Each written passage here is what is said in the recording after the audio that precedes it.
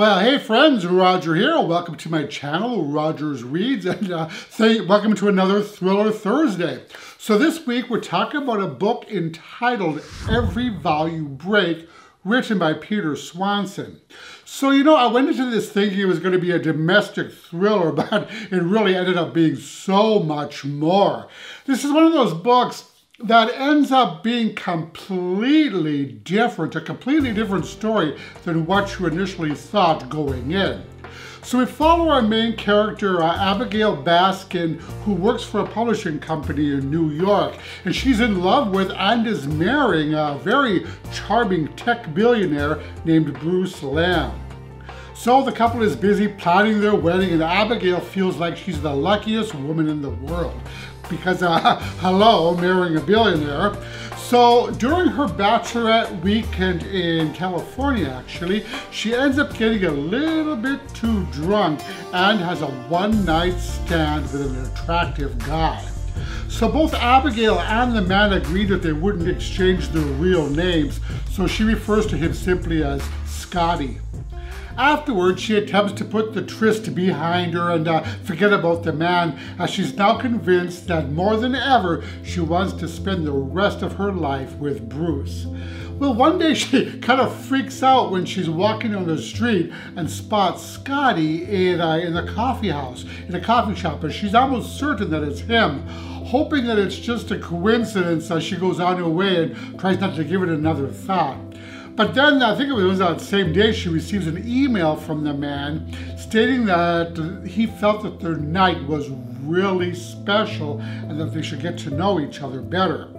Well, she gently yet firmly tells him that she's in love with her fiancé and that there can never be anything more between them.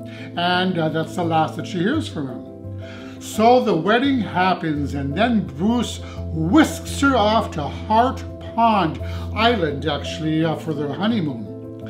And this is an exclusive resort off the coast of Maine where there's like no Wi-Fi, no cell phone service, and minimal electricity. The resort was a former summer camp surrounded by dense woods. And when I'm reading a thriller and there's a summer camp, my warning bells go off instantly. So imagine Abigail's surprise and utter shock when Scotty shows up at the island resort where she and Bruce are honeymooning. The man then catches Abigail alone and insists that their night together could be the beginning of something special, and he's tracked her down at the bar. He's tracked her down to prove it. He's confident that they are soulmates and meant to be together. So Abigail panics, and now she's debating whether to ignore the man completely and hope that he'll just go on his way.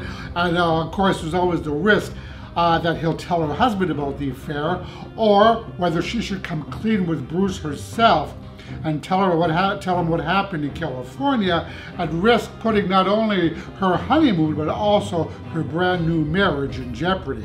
So maybe it's time to come clean with Bruce and damn the consequences. Then the book makes a 180-degree turn and gets really, really dark.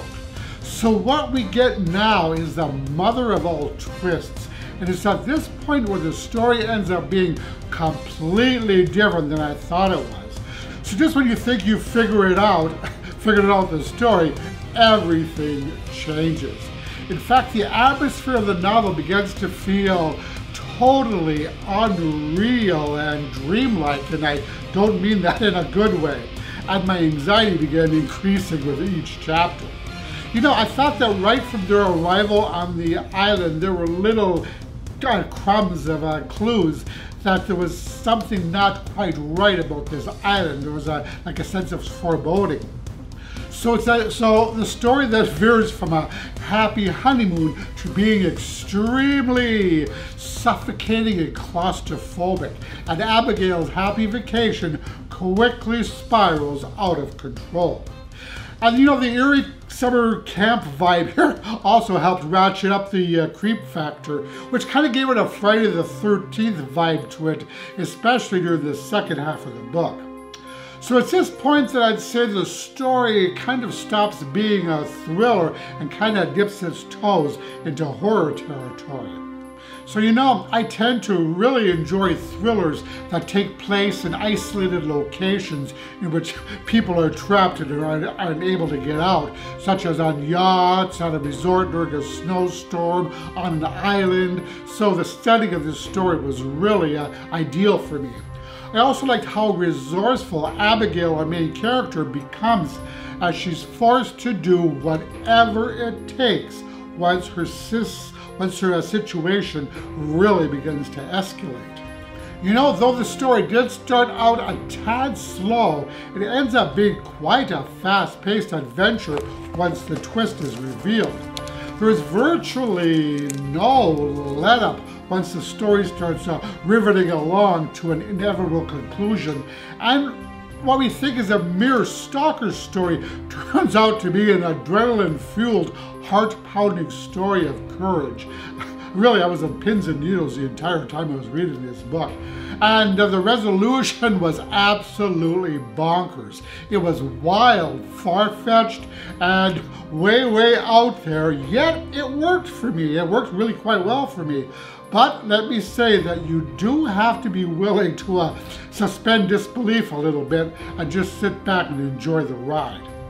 So yeah, every volume break ends up being quite a disturbing examination of relationships, toxic masculinity, misogyny, and human nature, with plenty of heart-in-your-throat moments in which you have no idea who to trust.